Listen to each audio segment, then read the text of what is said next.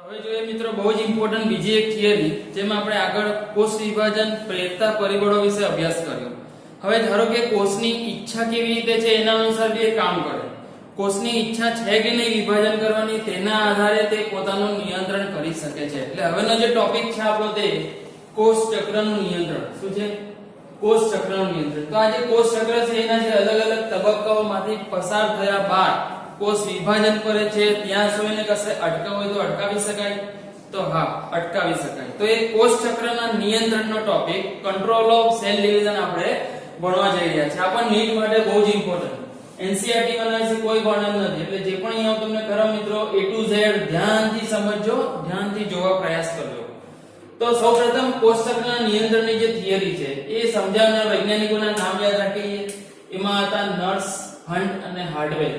આ ત્રણ વૈજ્ઞાનિકનો એક સામૂહિક પ્રયાસ હતો જે કરીબ એમને 2001 માં યીસ્ટ પરના પ્રયોગોના આધારે શોધ્યું. યીસ્ટ જે આપણી એક કોષીય ફૂગ છે, એક લાક્ષણિક સુકોષ કેન્દ્રીય સજીવમાં આવે છે. આથી એની જે અંદર કોષ વિભાજનની ઘટના છે ઘણે અંશે મનુષ્ય કોષ કે અન્ય જટિલ કક્ષાના સજીવ કોષ સાથે સમરૂપ હોઈ શકે થોડા ઘણા સ્તરે. તો યીસ્ટ પરના પ્રયોગો દ્વારા સૌપ્રથમ સાબિતી આપી. યીસ્ટ માટે સાયન્ટિફિક નામ પણ છે કે તમે લોઅર સ્ટાન્ડર્ડ્સમાં ભણ્યા હતા, સેક્રોમાઇસિસ સર્વિસી એ યીસ્ટનું વૈજ્ઞાનિક નામ છે. તો એના આધારે પણ મેબી ક્વેશ્ચન પૂછાઈ શકે. તો આપણે બંને યાદ રાખવું. યીસ્ટ કે સેક્રોમાઇસિસ પર કરેલા પ્રયોગોના આધારે તેમણે કોષ ચક્રના નિયંત્રણની થિયરી સમજાવી. તેમણે આ પ્રયોગોમાં શું જોયું કે કોષ ચક્રનું નિયંત્રણ કરવા માટે પ્રોટીન જૈવિક અણુઓ અતિ અગત્યના છે. અને પ્રોટીન તો હજુ આપણે ભણવાનું બાકી. એના કામ એટલે ખરેખર એકદમ માઇન્ડ બ્લોઈંગ કામ. બોડીની અંદર, કોષની અંદર જે પણ દૈહિક કાર્યો છે, દેહધાર્મિક કાર્યો છે તેના સંચાલનમાં પ્રોટીનનો ફાળો અતિ અગત્યનો. કારણ કે તે તો ઉત્સેચક તરીકે પણ વર્તે. એ સૌથી મોટી વિશેષતા છે એની, જેના અનુસાર તે બાયોલોજિકલ કેટાલિસ્ટ તરીકે કાર્ય કરે. આ સિવાય રિસેપ્ટર તરીકે કામ કરે, ગ્રાહી અણુ તરીકે, આ સિવાય ટનલ પ્રોટીન તરીકે કામ કરે. તો એ જ રીતે અહીં કોષ ચક્રના નિયંત્રણમાં સીધો જ ફાળો પ્રોટીનનો છે એવું સમજાવ્યું કોણે? આ વૈજ્ઞાનિકોએ તેમના સિદ્ધાંતમાં. અને એ પ્રોટીન પણ ફિક્સ મિત્રો. કોણ? સાયક્લિન. શું નામ છે? સાયક્લિન. તો યાદ રાખશું, સાયક્લિન પ્રોટીન દ્વારા કોષ ચક્રનું નિયંત્રણ શક્ય છે. હવે આપણે જોવાનું છે કે એની થિયરી શું છે, કેવી રીતે નિયંત્રિત કરે છે. તો એ થિયરીમાં અહીંયા જરા ચક્ર પર નજર કરો. કોષ ચક્રમાં જેમ આપણો થિયરી છે એ એવું કહે છે કે મુખ્ય બે તબક્કા. કયા તબક્કા? M તબક્કા અને S તબક્કા. G1 અને G2 તો શું છે? G1 આપણે એ વાત કરી કે S તબક્કા માટે જરૂરી જે રો મટીરીયલ છે તેને બનાવતો તબક્કો છે, બરાબર? અને રીતે G2 જે તબક્કો છે તે M તબક્કો સફળતાપૂર્વક થવા માટે જરૂરી જે કાચો માલ છે તેને બનાવતો તબક્કો છે.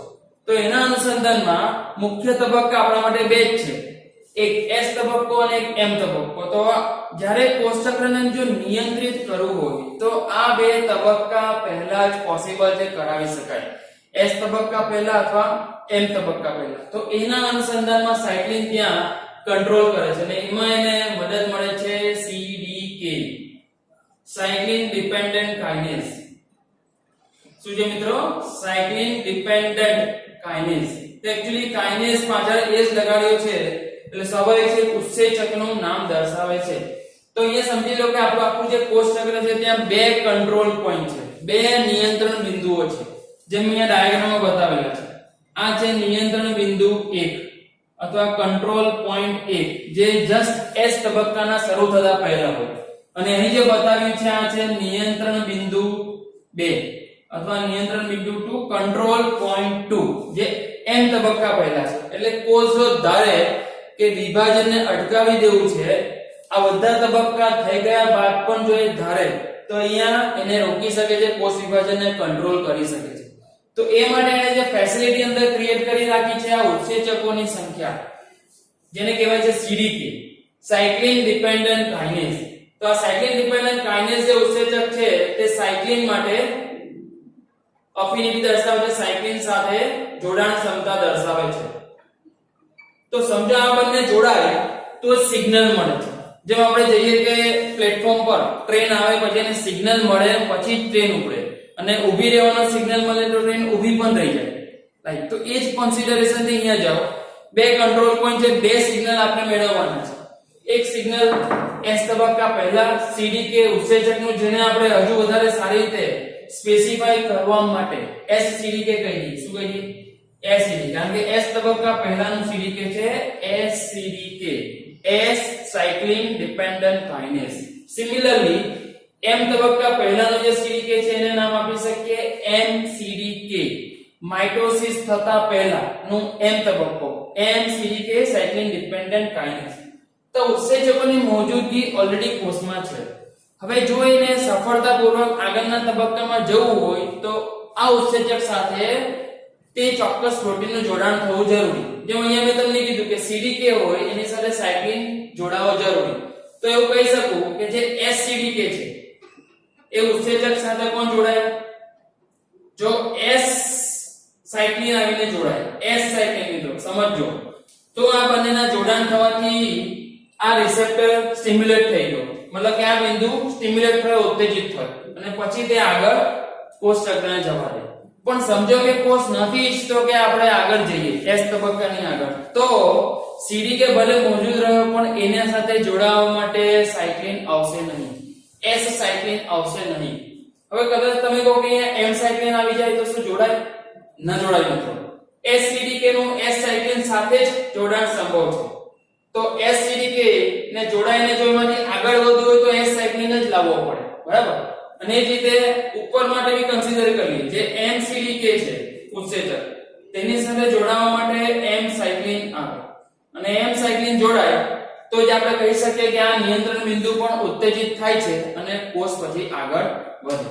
મતલબ એકદમ નોર્મલ અવસ્થામાં જ્યારે કોષ વિભાજન થાય, આ બે જગ્યાએ જે નિયંત્રણ બિંદુ આવે છે તેને કોષે ઓળખવા પડે.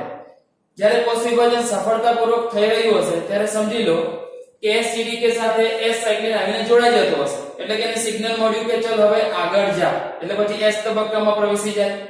કોઈ વાર એવું થાય કે S તબક્કે આપણે રોકી શક્યા નહીં અને M તબક્કા પર રોકવું છે, તો એક સંભાવના એવી લાગી શકે કે અહીંયા જે MCDK છે તેની સાથે જોડાવા માટે M સાયક્લિન ને અવેલેબલ કરવાનો નહીં. જો M સાયક્લિન નહીં આવે એટલે અહીંયા જે સિગ્નલ મળવાનું હતું તે નહીં મળ્યું ને એને કારણે અહીંયા કોષ ચક્ર અટકી જશે, તે M તબક્કામાં પ્રવેશશે નહીં. તો આ રીતે કોષ ચક્રનું નિયંત્રણ બે ઘટકોને આધીન છે, મુખ્યત્વે તો સાયક્લિન નામના પ્રોટીનને, પણ એના માટે કોષની અંદર રહેલા એવા ખાસ ઉત્સેચકો જેનું નામ યાદ રાખ્યું છે આપણે CDK, સાયક્લિન ડિપેન્ડન્ટ કાઇનેસ. આ બે પ્રકારના જે તબક્કા છે આપણા S તબક્કા અને M તબક્કા, તેની પહેલા જ આ નિયંત્રણ બિંદુ લોકેટેડ હોય છે. SCDK સાથે S સાયક્લિન આવીને જોડાય તો S તબક્કામાં આગળ વધાય અને MCDK સાથે M સાયક્લિન આવીને જોડાય તો M તબક્કામાં આગળ વધાય. પણ સમજો હવે નિયંત્રણ કરવું છે, કોષ ચક્ર અટકાવી દેવું છે, તો બંનેમાંથી કોઈ એક જગ્યાએ આપણે તે સાયક્લિન પ્રોટીનને ઉપલબ્ધ કરાવશું નહીં. જો SCDK હોય પણ S સાયક્લિન નહીં આવે તો અહીંયા શું થઈ જશે? કોષ ચક્ર કંટ્રોલમાં આવી જશે, તે બંધ થઈ જશે. તો સામાન્ય રીતે અહીંયા મારે ડિસ્કસ કરવું છે કે જે કેન્સરગ્રસ્ત કોષોની દવા છે, કેન્સરની જે દવાઓ છે, જે હમણાં આપણે જાણીએ છીએ કે બીકોઝ કેન્સર રોગ જ અતિ ગંભીર, જેમાં અનિયંત્રિત કોષ વિભાજન થવા માંડે છે, કોષ ચક્રનો વિભાજન અથવા એનો સમય બહુ જ ઝડપી થવા માંડે છે. સામાન્યતઃ જેમ આપણે 24 કલાક લેતા હતા તો એની જગ્યાએ 2, 3 કે 4 કલાકમાં ફટાફટ કોષ વિભાજન થવા માંડે. તો એ માટે જે દવાઓ યુઝ કરવામાં આવે છે તે કોષ વિભાજનને કંટ્રોલ કરે છે, તેમાં આ કોન્સેપ્ટનો બહુ સારી રીતે ઇસ્તેમાલ કરાવાયો છે.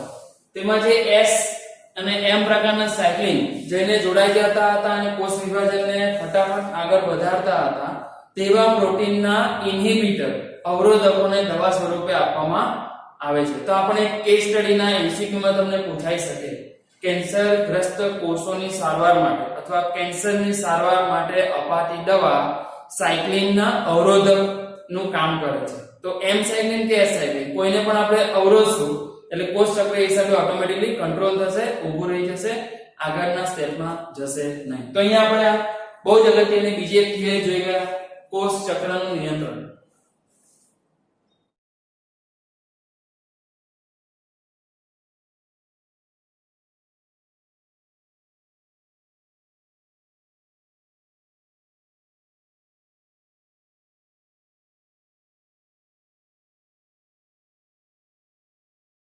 તો હવે મિત્રો આપણે જોઈશું સમવિભાજન અને અર્ધીકરણ 1/1. જેમ આગળ આપણે કોષ ચક્રનું નિયંત્રણ અને કોષ ચક્ર શા માટે પ્રેરાય છે તેના માટેની થિયરી સ્ટડી કરી ગયા.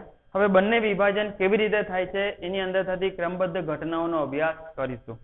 તો જેમ તમે જાણો છો કે વિભાજન પર્ટિક્યુલરલી મનુષ્યની વાત કરીએ જે 24 કલાકનો સમય છે તેમાંથી એકચ્યુઅલ નાટકીય તબક્કો તમે કીધો છે છેલ્લા 1 કલાકમાં થતો એમ તબક્કો, વિભાજનનો તબક્કો.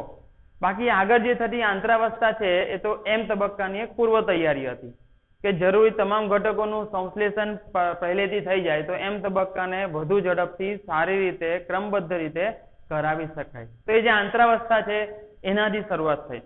આંતરાવસ્થા પત્યા બાદ કોષ ડિસાઈડ કરે કે આપણે સમવિભાજન કરશું કે અર્ધીકરણ. બાકી બંને વિભાજન જે આપણે સ્ટડી કરવાના છે તેની આંતરાવસ્થા તો સરખી રીતે જ થાય. તો આંતરાવસ્થા વિશે તેમ તમે જાણો છો એને 3 તબક્કામાં વહેંચીએ છીએ આપણે, G1, S, G2.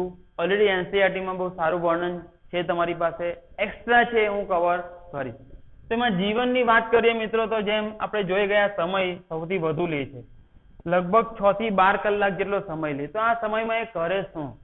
તો આ સમયગાળામાં સૌથી વધારે ચયાપચયનો દર જોવા મળે કોષની અંદર, સૌથી વધારે પ્રમાણમાં જૈવિક અણુઓ રચાય, સૌથી વધુ પ્રમાણમાં કોષ અંગિકાઓ રચાય અને આમ થવાને કારણે કોષ રસનું કદ મહત્તમ પ્રમાણમાં વધે.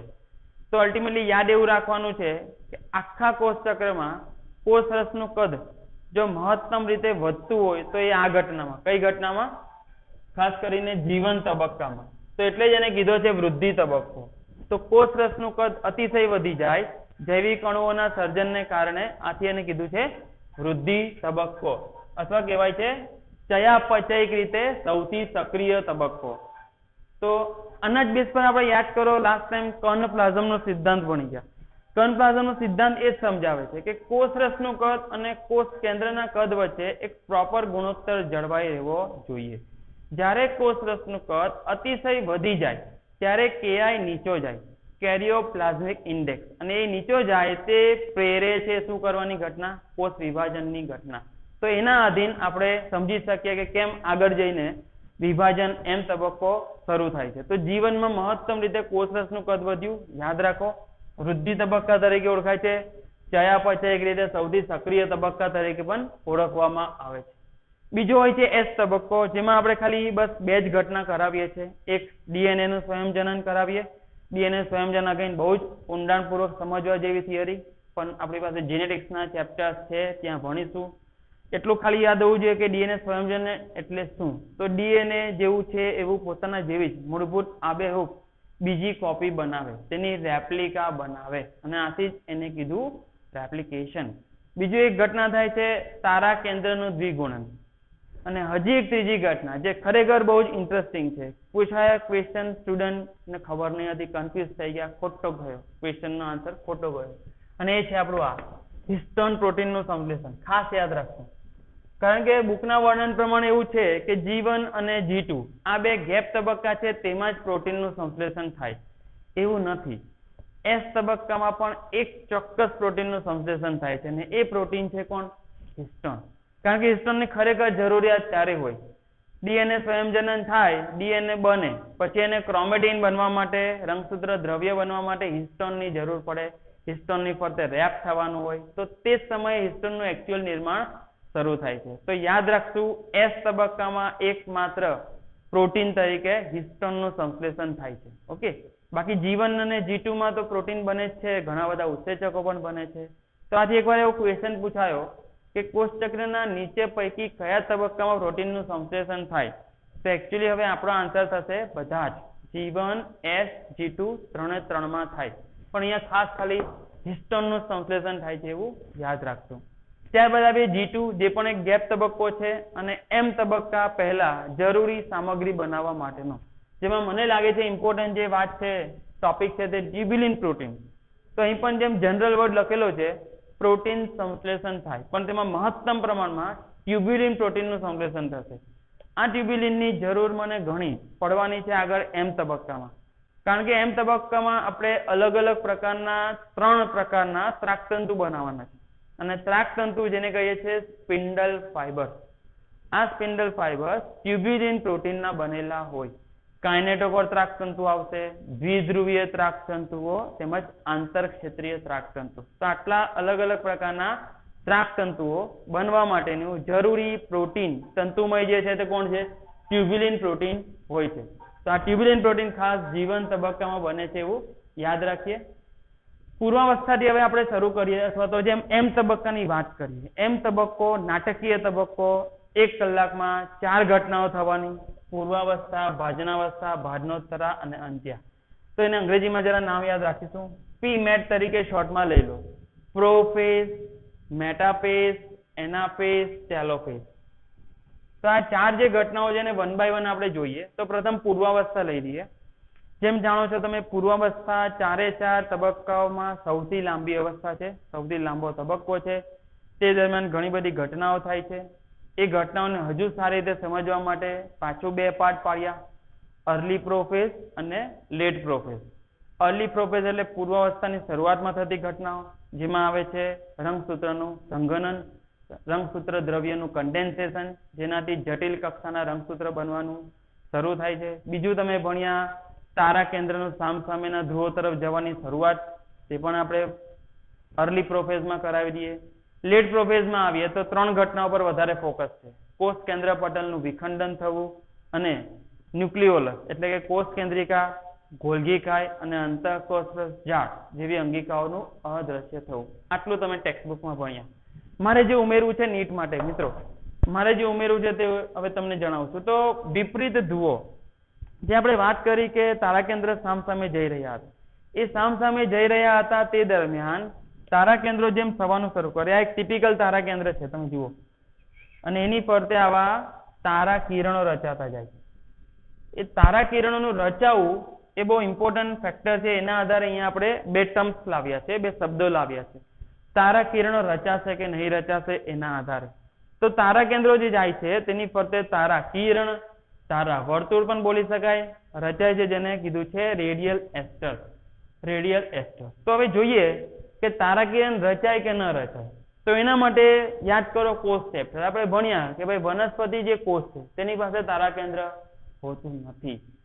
તારા કેન્દ્ર જ ન હોય તો તારા કિરણો રચાય ન રચાય. તો એને કીધું તારા કિરણ ન રચાય. ને આથી આવા વનસ્પતિ કોષમાં થતા સંવિભાજનને એનેસ્ટ્રાલ પ્રકારનું સંવિભાજન કહેવાય. શું કહેવાય?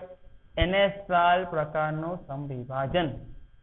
અપોઝિટ પ્રાણી કોષમાં જોઈએ તો તારા કેન્દ્ર છે, તારા કેન્દ્ર હોય એટલે તારા કિરણો પણ રચાય, અને આથી આવા વિભાજનને કહેવાય છે એસ્ટ્રાલ પ્રકાર અથવા એમ્ફી એસ્ટ્રાલ. તો ખાલી 2 શબ્દો અહીંયા યાદ રાખવાના છે. કોને કહેવાય એસ્ટ્રાલ પ્રકારનું સંવિભાજન અને કોને કહેવાય એનેસ્ટ્રાલ. પહેલા આને સમજો. જ્યાં છે એને કીધું એસ્ટ્રાલ. શું? તો તારા કિરણો. જ્યાં તારા કિરણો નથી રચાયા તેને કીધું એનેસ્ટ્રાલ. તો એસ્ટ્રાલ અને આ એનું વિરોધી એન્ટોનિમ શબ્દ છે એનએસ્ટ્રાલ. તો આ જરા 2 શબ્દો યાદ રાખવાના છે. પૂર્વાવસ્થામાં તારા કિરણો રચાય છે કે નથી રચાતા એના બેઝ પર 2 શબ્દો આપ્યા. બીજું એક જે અહીં ઉમેરીશું આપણે ફ્રેન્ડ્સ કે રંગસૂત્ર દ્રવ્યનું જે સંઘનન થાય. ઓલરેડી એના પર બી થોડી ચર્ચા થઈ હતી આપણી કોષવાળા ચેપ્ટરમાં. તો એ રંગસૂત્ર દ્રવ્યનું જે સંઘનન છે એ આનું સૌથી પ્રથમ સ્ટેપ, અને તેનાથી તે ધીરે ધીરે જટિલ રંગસૂત્રની રચનામાં આવતા જાય છે. પણ તેને ખબર હોય છે કે આપણે એમ તબક્કો શરૂ કર્યો છે, શું કરવા શરૂ કર્યો છે? અર્ધીકરણ કરવાનું છે આગળ જઈને કે સમવિભાજન કરવાનું છે? તો એના આધારે તે પોતાના રંગસૂત્રને આકાર આપે. તો એના બેઝ પર જો સમવિભાજન થતું હોય તો તે આવા બેવડા સ્વરૂપ બનાવે. રંગસૂત્રના જટિલ થવાથી જે એના એકચ્યુઅલ લાક્ષણિક રંગસૂત્રો અસ્તિત્વમાં આવે છે તે બેવડા સ્વરૂપના હોય. આ રીતે હોય, બેવડું સ્વરૂપ ધરાવતા, ડ્યુઅલ નેચર ધરાવતા, જે હોય છે 3D. કેવા હોય? 3D. જ્યારે એને ખબર હોય કે ભાઈ આપણે અર્ધીકરણ કરવાનું છે, ને અર્ધીકરણ કરવા માટે એ સંઘનન બાદ લાંબા દોરી જેવા રંગસૂત્રો બનાવે છે, જેને કહેવાય છે આવા લેપ્ટોનેમા સ્વરૂપ. અને તે હોય છે સિમ્પ્લિટ્યુડ. જેમ તમે જોઈ શકો છો તમારી આગળ સેન્ટ્રોમિયર દ્વારા બંનેનું જોડાણ પણ છે. તો આ પણ એક યાદ રાખશું, કારણ કે બંનેની જ પૂર્વાવસ્થામાં આ જ ઘટનાથી આપણે આગળ જઈશું. શું? રંગસૂત્ર દ્રવ્યનું સંઘનન થઈ રંગસૂત્રની રચના બનવી. તો જ્યારે રંગસૂત્ર દ્રવ્યનું સંઘનન તમે વનસ્પતિ કોષ, પ્રાણી કોષમાં કરાવો તો એના બેઝ પર ડેફિનેટલી રંગસૂત્રની લંબાઈ પણ બદલાતી હોય. તો એના આધારે પછી આગળ જઈને આ વિચારવાનું પણ થશે સંઘનન અને સમવિભાજન હશે તો એ બેવડું સ્વરૂપ બનાવશે વાત કરી, અને અર્ધસૂત્રી વિભાજન હશે તો એ બનાવશે લેપ્ટોનેમા સ્વરૂપ. તો આ પણ યાદ રાખશું. ઓકે, સમજાયું? જઈએ આગળ. ભાજનાવસ્થા જે બીજો તબક્કો છે મેટાફેઝ. બહુ સરસ રીતે આ ક્વેશ્ચન વર્ણવાયો કે ભાજનાવસ્થા શરૂ થઈ ગઈ એવું કેવી રીતે સમજવું. તો બુકમાં પણ લખ્યું છે કે કોષ કેન્દ્ર પટલનું સંપૂર્ણ વિખંડન થવું તે દર્શાવે છે કે ભાજનાવસ્થા હવે શરૂ થઈ ગઈ. કોષ કેન્દ્ર પટલ જ્યારે સંપૂર્ણ વિખંડન પામી જાય અને હવે અંદર જે રંગસૂત્ર મુક્ત થઈ જાય તે ઘટના શરૂ થાય અથવા જોવા મળે માઇક્રોસ્કોપ એટલે સમજી લેવું કે ભાજનાવસ્થા મેટાફેઝ શરૂ થઈ. આ મેટાફેઝ શરૂ થઈને આમ તેમ જે રંગસૂત્ર ફ્રી થઈ જાય છે તે હવે કાઇનેટોકોર ત્રાકતંતુઓના રચાવાથી બધા જ એક મધ્યવર્તી અક્ષ પર આવીને ગોઠવાઈ જાય અને એક સરસ નજારો બનાવે છે જેને કીધું આપણે ભાજનતલ મેટાફેઝ પ્લેટ. અને આ જ ભાજનતલ જેને આપણે લાસ્ટ ચેપ્ટરમાં રંગસૂત્રોના અભ્યાસ જ્યારે કરવામાં આવે છે અને તે સમયે અડેપ્ટ કરવામાં આવતી પદ્ધતિ કેરિયોટાઇપિંગ માં ભણ્યા હતા. તો કેરિયોટાઇપિંગ રંગસૂત્રનો અભ્યાસ જ્યારે કરવો હોય ત્યારે આ અવસ્થા સુધી કોષ વિભાજનને આગળ વધારવામાં આવે છે અને જેવો લાગે કે ભાજનતલ રચાય એટલે આપણે ઇમિડિયેટલી કોલ્ચિસિન ના 2 થી 3 ડ્રોપ એડ કરી દેતા હતા, જેને કારણે ત્યાં કોષ વિભાજન ભાજનાવસ્થાએ ઝીરફતાર થઈ જતું હતું, અરેસ્ટ થઈ જતું હતું અને ત્યાંથી એક તબક્કો પણ આગળ કોષ વિભાજનમાં વધારતું નહીં હતું. પણ એ તો હવે જ્યારે કેરિયોટાઇપિંગ કરવું હોય ત્યારની વાત છે. પણ અહીંયા તો કોષ વિભાજનને આપણે આગળ જવા દેવું છે. તો ભાજનતલ રચાઈ ગયા છે. ભાજનતલ રચાય તે સમયે સાથે સાથે તંતુઓ રચાય જે 3 પ્રકારના રચાય છે. એક ઓલરેડી રચાઈ ગયા હોય શરૂઆતમાં જ, એક હોય છે કાઇનેટોકોર ત્રાકતંતુ જે શરૂઆતથી જ રચાઈ જાય. આ ત્રાકતંતુ 3 પ્રકારના છે. એના માટે સ્વાભાવિક છે ટ્યુબ્યુલિનની જરૂર કેટલી પડતી હશે એ સંદર્ભે જ અહીંયા આપણે G2 માં મહત્તમ ટ્યુબ્યુલિન પ્રોટીનનું સંશ્લેષણ કરાવ્યું છે. તો કાઇનેટોકોર ત્રાકતંતુ જાણો છો, કાઇનેટોકોર અને ધ્રુવ પર રહેલા તારા કેન્દ્ર સાથે સંપર્કમાં હોય. દ્વિધ્રુવીય ત્રાકતંતુ આ ધ્રુવથી ધ્રુવ કોન્ટેક્ટમાં હોય. તો બંને જે ધ્રુવ છે એ ધ્રુવ પર જે તારા કેન્દ્રો બિરાજમાન છે તારા કેન્દ્રો વચ્ચે જે ત્રાકતંતુઓ રચાય તેને કહેવાય છે દ્વિધ્રુવીય ત્રાકતંતુ, બાયપોલર સ્પિન્ડલ ફાઇબર. કાઇનેટોકોર ત્રાકતંતુ રંગસૂત્ર જે વચ્ચે ગોઠવાયા છે તેના કાઇનેટોકોર અને આ બાજુ ધ્રુવ સુધીનો વિસ્તાર ધરાવે. અને આંતરક્ષેત્રીય ત્રાકતંતુ આ બહુ વિશેષ છે મિત્રો. તો એ એકચ્યુઅલી ફંક્શનલ અથવા કાર્ય કરશે આના પછીના તબક્કામાં. આંતરક્ષેત્રીય તો જ્યારે આપણે આની પછીના તબક્કામાં રંગસૂત્રને અલગ કરીશું, સેન્ટ્રોમિયરનું વિખંડન કરીશું, તો તે થવા માટે આવા ત્રાકતંતુઓ છૂટા પડેલા રંગસૂત્રના કાઇનેટોકોર વચ્ચે રચાય. શું બોલી રહ્યો છું? છૂટા પડેલા રંગસૂત્રના કાઇનેટોકોર વચ્ચે રચાય. તો એ પણ બહુ અગત્યની ભૂમિકા આપશે. તેને લાંબા થવું પડશે અને કાઇનેટોકોર ત્રાકતંતુ એ ટૂંકા થવું પડશે. તો હમણાં ખાલી નામ યાદ રાખો, આપણે આગળ એને વાત કરીશું. પણ અહીંયા લખી શકું કે જે છૂટા પડેલા રંગસૂત્રો ના સેન્ટ્રોમિયર, જે ઇન્ડિવિજ્યુઅલ સેન્ટ્રોમિયર છે તેની વચ્ચે રચાશે આવા ત્રાકતંતુઓ જેને કીધા છે આંતરક્ષેત્રીય ઇન્ટરઝોનલ સ્પિન્ડલ ફાઇબર. એની વાત કરશું ભાજનાવસ્થા, ભાજનોત્તરાવસ્થા જે ત્રીજી અવસ્થા છે, જેમાં મુખ્ય ઘટના એટલે કોઈ પણ પૂછે ડેફિનેટલી બોલે એ લોકો કે શું થાય ભાઈ, કાઇનેટોકોર ત્રાકતંતુઓ ની જે લંબાઈ છે તે ટૂંકી થાય, તે ટૂંકા થતા જાય. ટૂંકા થવાને કારણે ભાજનતલમાં જે ગોઠવાય છે રંગસૂત્રો તેના પર એક ખેંચાણ બળ ઉદ્ભવે. ખેંચાણ બળ ઉદ્ભવે એના માટે આ કાઇનેટોકોર ત્રાકતંતુઓ ટૂંકા થાય. ટૂંકા થવાને કારણે સેન્ટ્રોમિયરનું વિખંડન શું થાય? સેન્ટ્રોમિયર જે વચ્ચે ગોઠવાયેલા હતા ભાજનતલ પર રંગસૂત્રો તેના સેન્ટ્રોમિયરનું વિખંડન થાય. વિખંડન થઈને જે બીજા ત્રાકતંતુ મારે બનાવવાના છે તે આંતરક્ષેત્રીય ત્રાકતંતુ, જસ્ટ હમણાં જ વાત કરી એનું રચાવાનું શરૂ થાય. તમને જરા એક એક્ઝામ્પલ આપું. સમજો આપણે કોષ ડ્રો કરી લઈએ. એ કોષની અંદર અહીંયા એક રંગસૂત્ર હું બતાવું છું જેના કાઇનેટોકોર ત્રાકતંતુ આ રીતે હતા. હવે આની પછીના તબક્કામાં ભાજનોત્તરાવસ્થામાં શું થશે? ભાજનોત્તરાવસ્થામાં સેન્ટ્રોમિયરનું વિખંડન થઈ ગયું. એક રંગસૂત્ર છૂટો પડ્યો, અર્ધ રંગસૂત્ર, આબી રંગસૂત્ર છૂટો પડ્યો. કાઇનેટોકોર ત્રાકતંતુ એને ખેંચી રહ્યા છે આ બાજુ. પણ આ જે બે છૂટા પડેલા રંગસૂત્રો છે તેની વચ્ચે આ જે છે એને આપણે કહીએ આંતરક્ષેત્રીય ત્રાકતંતુ, જ્યારે આ જે છે આપણે કાઇનેટોકોર ત્રાકતંતુ છે. સમજ પડે છે? તો થશે એવું ને કાઇનેટોકોત્રાકતંતુની લંબાઈ ટૂંકી થશે, જ્યારે આંતરક્ષેત્રીય ત્રાકતંતુની લંબાઈ વિસ્તરશે અને એને કારણે આ છૂટા પડેલા રંગસૂત્રો હવે ઓપોઝિટ અલગ અલગ સામસામેના ધ્રુવો તરફ જવાનું શરૂ કરે. એ જ લખાવીએ. જુઓ, કાઇનેટોકોત્રાકતંતુ ટૂંકા થાય, એની લંબાઈ ટૂંકી થાય અને આંતરક્ષેત્રીય ત્રાકતંતુઓનું વિસ્તરણ થાય, એ લાંબા થશે. આ થવાની જે ઘટના છે તેમાં જે રંગસૂત્રોને આપણે પહોંચાડીએ છીએ ધ્રુવો તરફ, એ એક ઉર્જાગ્રાહી પ્રક્રિયા મિત્રો. કેવી છે? ઉર્જાગ્રાહી. તો આપણે કહી શકીએ કે આ એક તબક્કો છે, ઉર્જાગ્રાહી છે. બીજે કશે આપણી પાસે એવું કોઈ વર્ણન નથી કે આ તબક્કામાં આટલી ઉર્જા વપરાય છે, આ પેટા તબક્કામાં આટલા એટીપી વપરાય છે. પણ અહીં એવું સ્પેસિફિકેશન કે ભાજનોત્તરાવસ્થા જ્યારે થાય તેમાં રંગસૂત્રો જે સામસામેના ધ્રુવો તરફ પહોંચે છે તે દરમિયાન કરીબ 30 એટીપી જેટલી ઉર્જા વપરાય છે.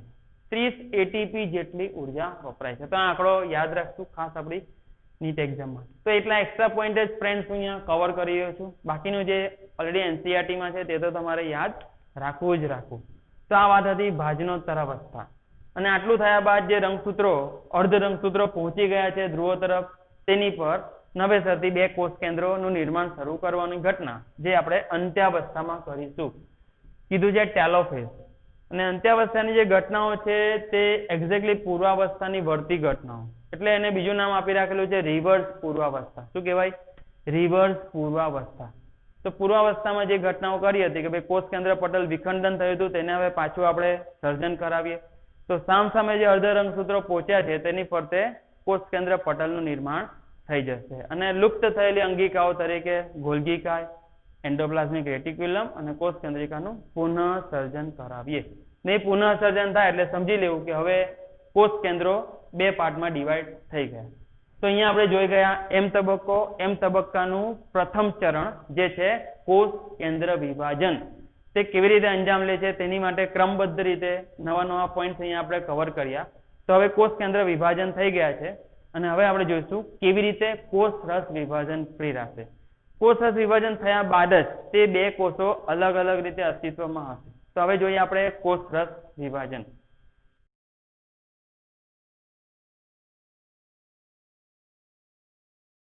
કોષ રસ વિભાજનની જો હવે આપણે વાત કરીએ, જેમ આગળ આપણે એમ તબક્કો છે એના 2 તબક્કા, એમાં કોષ કેન્દ્ર વિભાજન કમ્પ્લીટ કરી દીધું. કોષ કેન્દ્રો 2 બનીને સામસામેના ધ્રુવો પર પહોંચી ગયા છે અને હવે સમય છે કોષ રસ વિભાજન કરવાનો, જે દરમિયાન જૈવિક અણુઓ, જૈવિક અંગિકા સરખા પ્રમાણમાં 2 નવા સર્જાતા કોષ વચ્ચે વહેંચાવી જોઈએ, ડિસ્ટ્રીબ્યુટ થવી જોઈએ. તો એટલી સિસ્ટમેટિક આ ઘટના છે જેને કહીએ છીએ કોષ રસ વિભાજન, સાયટોકાઇનેસિસ. આ ઘટના બેઝિકલી પ્રાણી કોષ, વનસ્પતિ કોષમાં અલગ અલગ મિકેનિઝમથી થાય છે. તો એ બંનેને અલગ અલગ રીતે આપણે સમજીએ. જેમ એનસીઈઆરટી માં તમે એક જ વર્ડ યાદ રાખ્યો કે ભાઈ જો એ વનસ્પતિ કોષ હોય તો એ અપકેન્દ્રી પ્રકારનું કોષ રસ વિભાજન દર્શાવે, જેમાં તે કેન્દ્રમાંથી શરૂ થાય અને પરિઘ તરફ લંબાઈને 2 પાર્ટમાં કોષને વહેંચી દે છે. એનાથી ઓપોઝિટ તમે પ્રાણી કોષમાં ભણ્યા કે તેમાં જે કોષ રસ વિભાજન છે તે પરિઘમાંથી શરૂ થાય અને કેન્દ્રગામી દિશામાં આવીને 2 સરખા કોષો બની જાય. પણ અહીંયા આપણે કેમ થાય છે એના માટેનું રહસ્ય, લોજિક સમજવું છે. નીટ માટે અલગ એક્સ્ટ્રા થિયરી છે, ધ્યાન આપજો. તો એ માટે 2 થિયરી જે લાવીએ છીએ આપણે. વનસ્પતિ કોષમાં કોષ રસ વિભાજનની ઘટનાને કહેવાય છે કોષ તક્તિ નિર્માણ. કોષ તક્તિ, સેલ પ્લેટ ફોર્મેશન. કેવી રીતે થાય છે જોઈએ. પ્રાણી કોષમાં તેને કહેવાય છે ઘાતીય ખાંચ નિર્માણ. તો જે પરિઘમાંથી એક પહેલા ખાંચ નિર્માણ થાય છે, સંકોચનશીલ ખાંચ. એક ખાંચ પછી કેન્દ્ર તરફ વિસ્તરતી જાય અને ફાઇનલી પ્રાણી કોષનું 2 પાર્ટમાં વિભાજન થઈ જાય. તો એને કહેવાય છે ઘાતીય ખાંચ નિર્માણ, ક્લીવેજ થિયરી. તો જોઈએ 1 by 1 કોષ તક્તિ નિર્માણની વાત કરીએ, જે વનસ્પતિ કોષમાં લાક્ષણિક રીતે થતી ઘટના છે. તો એમાં સમજો આ કન્ડિશનમાં અત્યારે કોષ મોજૂદ છે, 2 કોષ કેન્દ્રો અલગ અલગ થઈ ગયા છે. ત્યારબાદ રોલ શરૂ થાય છે અંદર ગોલ્ગી-કાયનો. ગોલ્ગી-કાયના વર્ણનમાં આપણે થોડી વાત કરી હતી કે કોષ દિવાલ મધ્ય પટલના બંધારણ માટે જરૂરી ઘટકોનો સ્ત્રાવ કરે, સાથોસાથ ફ્રેગમોપ્લાસ્ટ રચે. એવું થિયરી આપણે ગોલ્ગી-કાયમાં જ્યારે ભણ્યા હતા સેલવાળા ચેપ્ટરમાં. બસ અહીંયા એનો રોલ આપણે જોઈએ કેવી રીતે હોય છે. તો અહીંયા તમે જોઈ શકો છો આ બ્લુ રંગથી જે મેં બતાવ્યા છે 1 2 3 4, તે બધી શું છે ગોલ્ગી પુટિકાઓ છે. આ પુટિકા ગોલ્ગી કેવા પાછળનું કારણ છે ગોલ્ગી કાય દ્વારા રચાય. એનું કામ જ છે પેકેજિંગ બોડી. તો એ પેકેજિંગ બોડીમાં ચોક્કસ દ્રવ્યોનો સંગ્રહ કરીને તેને પુટિકા સ્વરૂપે મુક્ત કરે. તો આવી જેટલી પુટિકાઓ છે તે બધી કેન્દ્રવર્તી અક્ષ પર જ્યાંથી કોષનું એક્ઝેક્ટલી સમતલ નક્કી થાય છે તે અક્ષ પર આવીને ગોઠવાય. ત્યારબાદ એની સાથે જોડાય છે સૂક્ષ્મ નલિકાઓ. તો અંદર જે કોષરસ કંકાલના ઘટક તરીકે સૂક્ષ્મ નલિકાઓ હોય છે ટ્યુબ્યુલિનની બનેલી તે પણ આવીને તેની સાથે ગોઠવાય છે અને આ બંનેનું ફ્યુઝન થઈ જાય. કોનું ગોલ્ગી પુટિકાઓ અને સૂક્ષ્મ નલિકાઓ. ને તે જે રચના તૈયાર થાય છે તેને આપણે બહુ સરસ નામ આપીએ છીએ ફ્રેગમોપ્લાસ્ટ. તો ગોલ્ગી પુટિકા પ્લસ સૂક્ષ્મ નલિકાઓનું સંયોજન કહેવાય ફ્રેગમોપ્લાસ્ટ. આ જે ફ્રેગમોપ્લાસ્ટ બને છે ત્યારબાદ આ ગોલ્ગી પુટિકાઓ તેની અંદરથી કેલ્શિયમ પેક્ટેટ અને મેગ્નેશિયમ પેક્ટેટ જેવા રસાયણોનો સ્ત્રાવ કરે, જે રસાયણો નવા સર્જાતા મધ્યપટલનું નિર્માણ શરૂ કરે. બીકોઝ મધ્યપટલ પહેલા બનવું પડશે. કોષ દિવાલ ઇઝ નોટ ઇમ્પોર્ટન્ટ બટ મધ્યપટલ પહેલા બનવું પડશે તો જ આ કેન્દ્રમાંથી આપણે વિભાજન કરાવવાની ઘટના શરૂ કરી શકીએ. તો એના માટે એના જે જરૂરી ઘટકો છે મધ્યપટલના નિર્માણ માટે કેલ્શિયમ અને મેગ્નેશિયમ પટલ તેનો સ્ત્રાવ કરશે ગોલ્ગી પુટિકા ફ્રેગમોપ્લાસ્ટમાં જે ઓલરેડી મોજૂદ છે તે. અને એનાથી જે રચના બને છે એને આપણે કહીએ કોષ તક્તિ. એટલે અલ્ટિમેટલી ફ્રેગમોપ્લાસ્ટ જે તમે જોઈ રહ્યા છો તેને નામ આપી દીધું એક કોષની તક્તિ જેવી રચના બની ગઈ કોષ તક્તિ. જેમાંથી મધ્યપટલ પહેલા સર્જાવાનું શરૂ થાય અને ત્યારબાદ ત્યાંથી તે વિસ્તરતું ફરી તરફ આગળ વધે. તો મધ્યપટલ બનતું જાય અને એની બહાર નવા સર્જાતા કોષોની કોષ દિવાલ પર નિર્માણ પામતી જાય. ને આ રીતે ઘટના અપકેન્દ્રી રીતે કેન્દ્રમાંથી ફરી તરફ આગળ વધે છે જેને આપણે કહીએ છીએ કોષ તક્તિ નિર્માણની ઘટના, ખાસ કરીને વનસ્પતિ કોષમાં. તો તમને એમસીક્યુ ફ્રેન્ડ્સ પૂછાય તો બસ ખાલી યાદ રાખો કઈ અંગિકા મદદરૂપ છે. તો ગોલ્ગી કાયનો ફાળો આવશે અને સૂક્ષ્મ નલિકાઓનો ફાળો આવશે અને સાથે સાથે એક શબ્દ પણ આપણે યાદ રાખીએ ફ્રેગમોપ્લાસ્ટ. જોઈએ પ્રાણી કોષમાં ઘટના કેવી રીતે થાય છે. તો પ્રાણી કોષમાં પણ આ રીતે જેમ પરિઘમાંથી આપણે શરૂ કરવાનું છે તેમાં પણ કેન્દ્રમાં જે કેન્દ્રીય અક્ષ છે જે સમતલ છે ત્યાં બે રચનાઓ આવીને ગોઠવાઈ જાય. સૂક્ષ્મ નલિકાઓ જે ટ્યુબ્યુલિનની બનેલી છે ઓલરેડી અહીંયા પણ ભાગ લીધી હતી, પ્રાણી કોષમાં પણ ભાગ લેશે. અને સાથોસાથ આવે છે સૂક્ષ્મ તંતુ જે ખાસ તમે જાણો છો એક્ટિન પ્રોટીનના ફિલામેન્ટ છે, એક્ટિન પ્રોટીનના તંતુઓ છે. તો એ એક્ટિનની પણ મદદ મળે છે, સૂક્ષ્મ તંતુની પણ મદદ મળે છે. તો આ બે રચના અહીંયા ગોલ્ગી કાયનું કોઈ કામ છે નહીં.